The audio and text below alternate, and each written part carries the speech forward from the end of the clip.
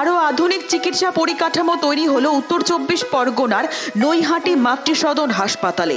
নতুন আইসিইউ ইউনিটের উদ্বোধন করলেন রাজ্যের সেচ এবং জলপথ মন্ত্রী তথা নৈহাটির বিধায়ক পার্থ ভৌমিক। প্রায় 8 শয্যা বিশিষ্ট এই আইসিইউ ইউনিটের উদ্বোধন করা হলো।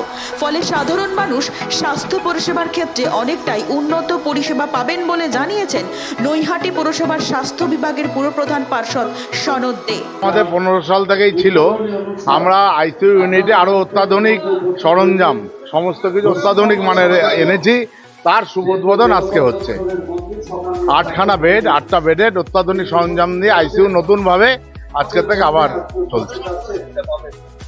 সাধারণ মানুষ নৈহাটি মাতৃসদনের উপরেই ভরসা করে আছেন, আর এত মানুষের চাহিদা মাতৃসদনের উপর, যার জন্য আমরা এটার উপর আরো নজর দিয়ে আরো অত্যাধুনিক মানের আধুনিক চিকিৎসার ব্যবস্থা মাতৃসদন আজকের থেকে করলাম। বাইরের থেকে অর্ধেক খরচা।